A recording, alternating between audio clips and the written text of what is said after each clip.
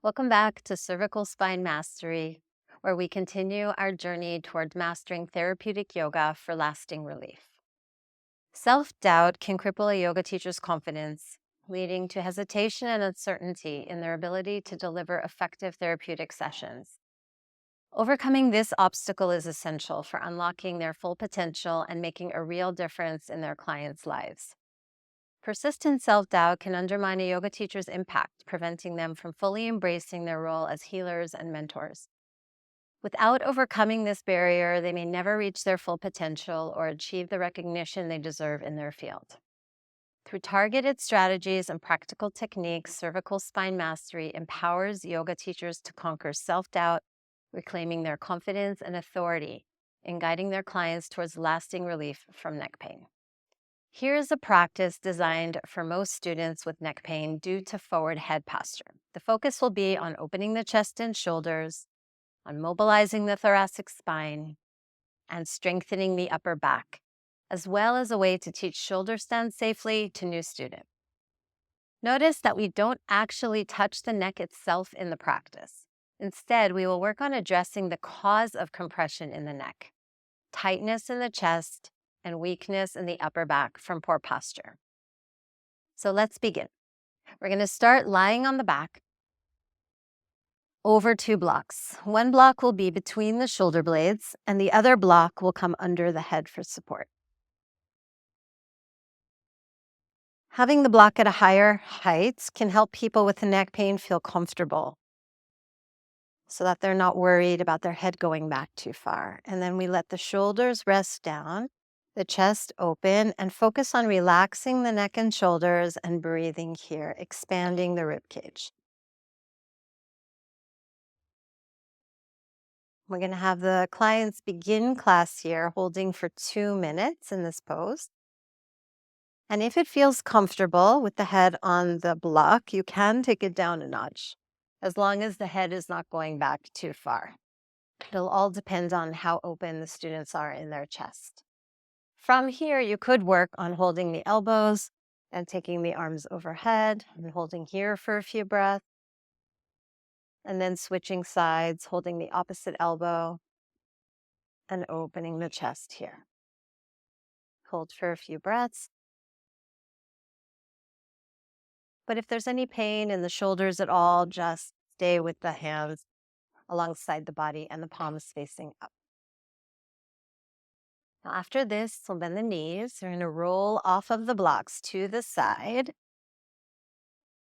And we'll take the blocks out of the way. Now take your strap, your yoga strap, and we're going to make a loop. And we're going to use this strap looped for the duration of the class. And we want to have the strap looped around shoulder height.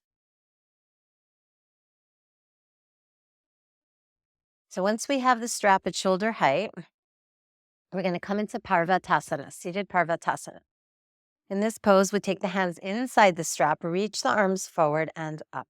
And we're going to lengthen through the fingertips. So in this pose, we learn about how to work with the shoulders and the neck when the arms are overhead.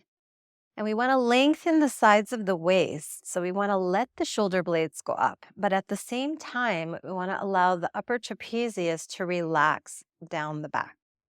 So it's a bit of a contradiction. We want the shoulders to rise and the shoulder blades to rise, but we want the upper trapezius to melt down the back towards the floor. And then you're going to push out into the strap, which will activate a muscle called the serratus anterior, which helps spread the shoulder blades apart. And this is an essential postural muscle. Come down. It looks very easy, but it's actually quite tiring because these are muscles that tend to be weak, especially with people who sit at a computer a lot and slouch. So again, let's take the arms up, reach up through the fingertips, and push out into the strap.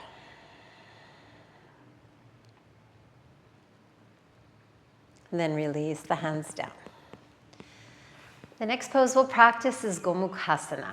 Gomukhasana is cow face pose. We'll only do the arms because this is important to open the shoulders so that the head can go back into the right alignment.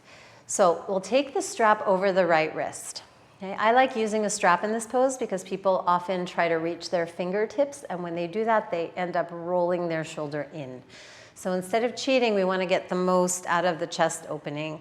So I feel that most students need a strap. So I like to start with the strap. So have the strap over the wrist, reach for it with your hand, take your right arm up, take your left arm behind the back, and get the right arm close to the ear. And then we'll focus mostly on the left shoulder. So the left shoulder and the upper arm bone will roll back, external rotation in the upper arm bone, and the left shoulder blade will move towards the spine. Left shoulder blade towards the spine. This will help to open the chest. Watch that you don't overarch your back, but you're opening your chest instead. Take a few more breaths. You should feel a nice stretch in front of the shoulder, and this stretches the supraspinatus muscle. And then release that side and take the other side. Take the strap over the left wrist, reach for it with your hand, take the right arm behind the back. This arm comes close to the ear with the triceps facing forward. The right arm rotates back, and the right shoulder blade moves towards the spine. And then practice the breath. In this pose, it's harder not to contract the neck muscles, but try to relax the neck muscles and work with the diaphragm.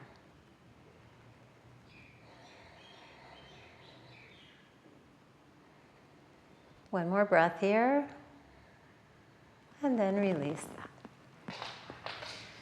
Now, since we've been sitting with one leg crossed over the other, we'll switch sides, and we're gonna go into an upper trapezius stretch. So I'd like you to take your right hand out to the side and the left arm overhead. We're gonna stretch the side of the body and let the ear fall towards the shoulder. So reach through the fingertips, let the ear fall towards the shoulder, and then take your arm out and down. We're not gonna go all the way down towards the ground, just a little bit off the ground. Open the chest, reach through the fingertips, and breathe into the left side of the upper trapezius. So the left neck muscle. We want to release tension. We want to hold here for at least 30 seconds to a minute. A couple more breaths. And then, instead of lifting the head, we want to take the right hand and push the head up. So we're not contracting the neck muscles after we relax them. Then we'll go to the other side. You'll walk your left fingertips out to the side, right arm overhead, ear towards the shoulder. Reach through the fingertips. Nice side stretch. And then bring the right arm down towards the floor and reach through the fingertips. Opening the chest.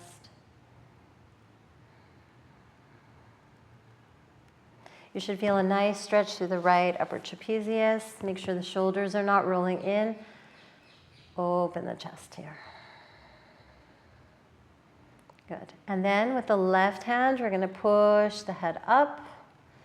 And just for a moment, sit and feel and notice how your neck feels. It should feel nice and released after just these few exercises. So this could be a small mini program that you offer your students to do at home. We're going to move on. So we're going to take 2 blocks and come into child's pose with the hands on the blocks. And the reason we have the hands on the blocks is so that we get more opening in the chest. So have the knees wide, toes touch. Reach the fingertips forward, hands on the blocks.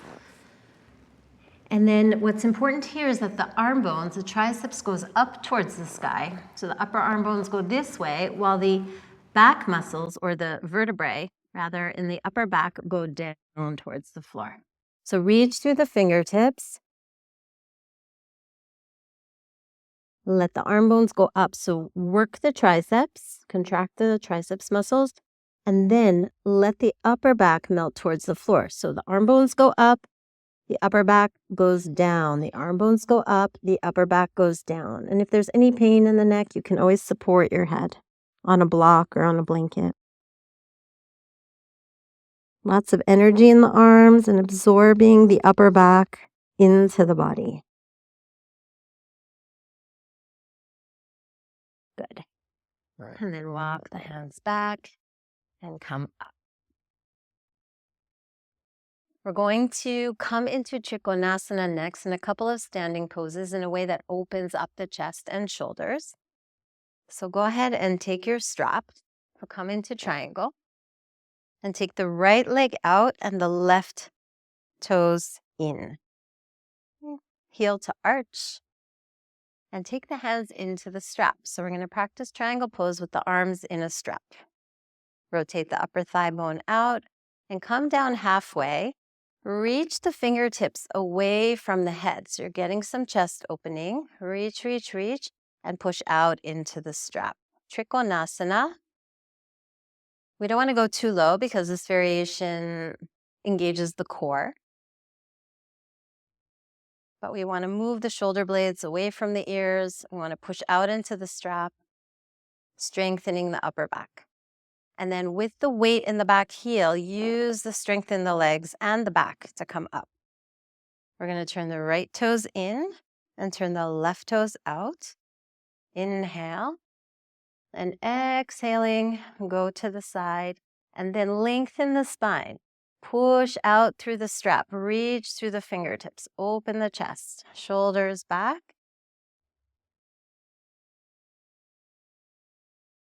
And on the exhale, push the back heel into the ground and come up. Turn the back toes in and step the feet together. Now we're going to move into Parsvottanasana with the strap as well. So right leg will come forward, left leg will go back. We're going to reach through the fingertips and come halfway down. This is a nice way to strengthen the upper back. So roll the shoulders back, reach the fingertips back, lengthen through the crown of the head. And again, push out into the strap. So we're resisting the strap, and this will engage the serratus anterior. When we engage the serratus anterior, we actually relax the upper trapezius. They're antagonists. So one muscle inhibits the other. So that's why we work a lot on the serratus anterior. Again, come forward. Lengthen through the chest, reach through the fingertips, and open the chest.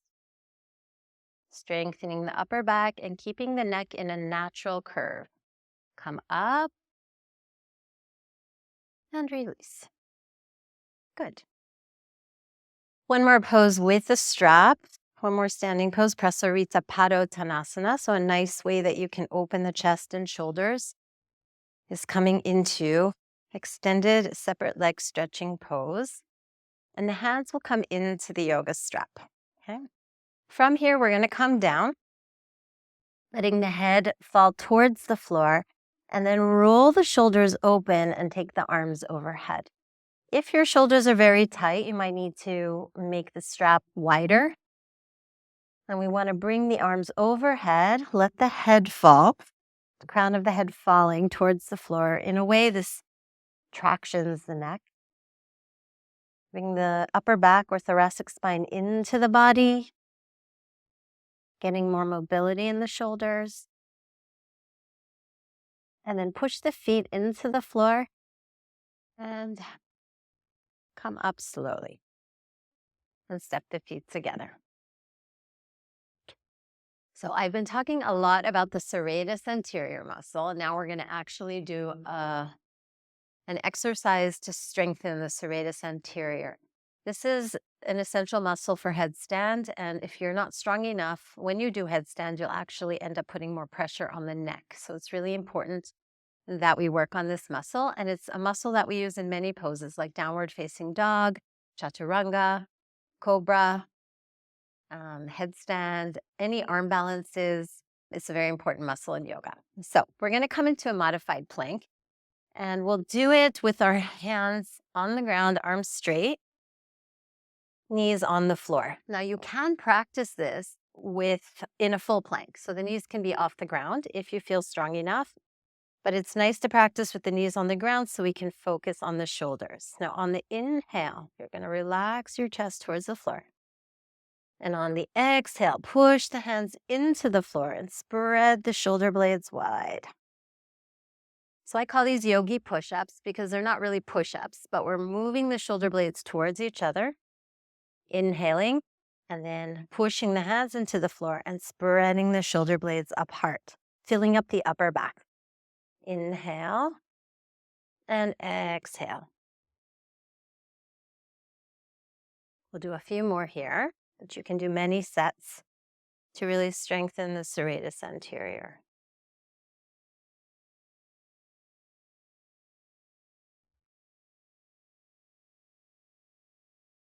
Good. You can also practice this pose on forearms or in forearm plank, where we inhale, move the shoulder blades together, and exhale, spread the shoulder blades apart. So for best results, I would work on 3 sets of 10 at least to really start to build up strength in this important stabilizer of the upper back and shoulder blades. Now we'll work on Setu Bandha with a strap and a block to open the chest, and then a very nice variation of Sarvangasana, shoulder stand, that helps to protect the neck. And it's a good way to teach beginners because often beginners just power up into the pose and it creates a lot of tension in the neck, in the throat, and it could actually do more harm than good. So it's really important to teach those poses correctly. So first we'll come into Setu Bandha to warm up for Sarvangasana. So we're going to lie on the back. Take a block between the legs. This makes it nicer for the low back. We engage the inner thighs. And again, we'll use our strap. Have the strap shoulder distance wide or a little bit less. And then lift the hips up and put your hands in the yoga strap. And then here we want to roll the shoulders under. Kind of shift the weight from one shoulder to the other. Roll one shoulder under, then the other. And then reach through the fingertips, push down towards the floor and push out into the strap and lift the chest. We want to focus on moving the upper back into the body. Into the body. Hold for a few more breaths. And then release down one vertebrae at a time. So let's do one more. We're going to roll the shoulders underneath. Think about moving the upper thoracic spine into the body. Push the shoulders down into the ground. Push out into the straps. Lift the chest. And then lower down. So now we're going to practice Sarvangasana with a bolster and a wall. The strap is optional. And again, this is a nice way to maintain the cervical curve and teach students how to get into shoulder stand. So we're going to come onto the bolster with the shoulders.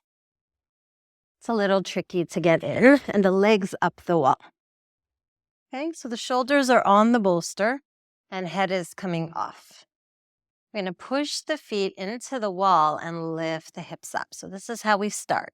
And then you start to roll the shoulders underneath.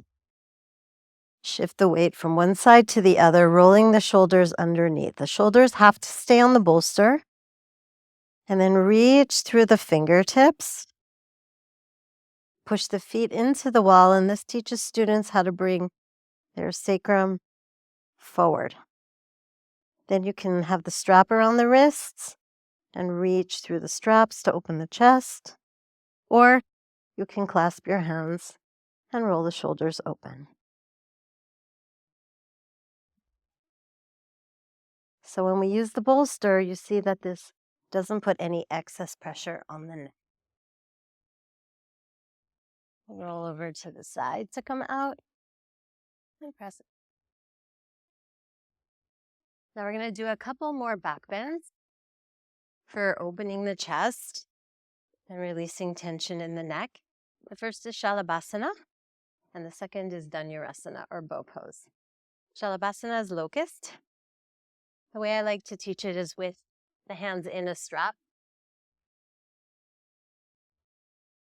So we have the hands in the strap behind us, and we're going to lift the legs, lift the chest, and reach the fingertips back. This is a great way to strengthen the back muscles and the postural muscles, and move the shoulders away from the ears, and the shoulder blades move apart by pressing into the strap. Lift, lift, lift, hold, and release. You can rest your forehead on the floor, turn your head to one side, and let's do one more. Lift up, come up, Reach the fingers towards the toes. And remember to keep the neck in line with the spine.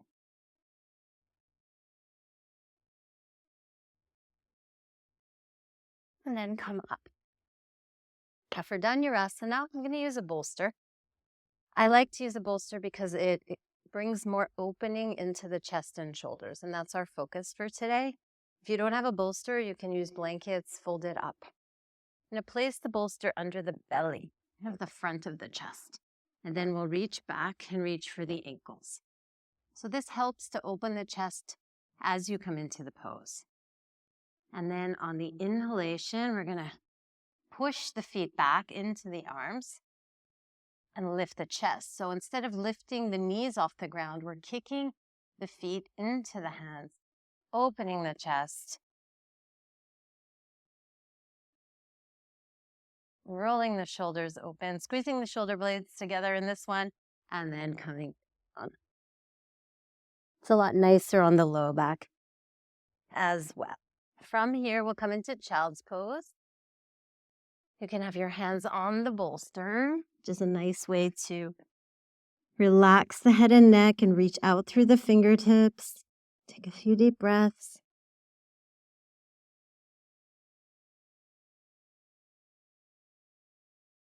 Release the low back and come up slowly. So to release the spine a little bit after some of those intense back bends, we'll come into Supta Parangusthasana. Lie on your back. Take one leg up. And draw the shoulders down towards the ground. Just releasing the low back here. Do the same thing on the left side.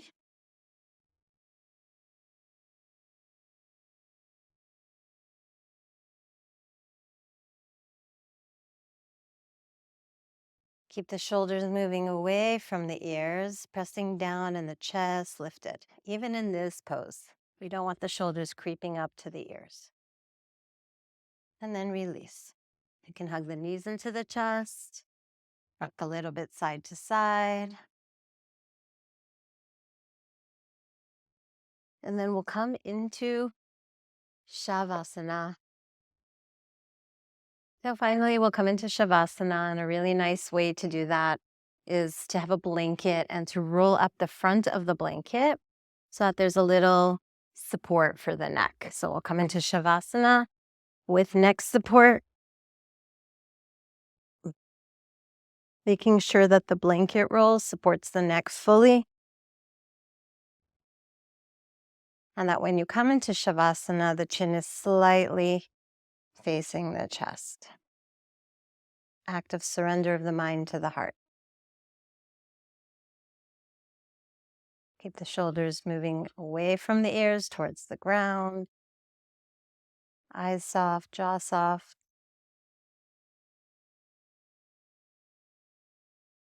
Focusing on the breath and letting go.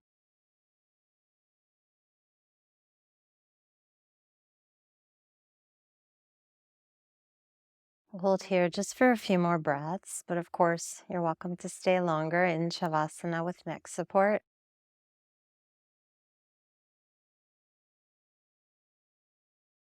When you're ready to come out, we'll gently roll over to the side.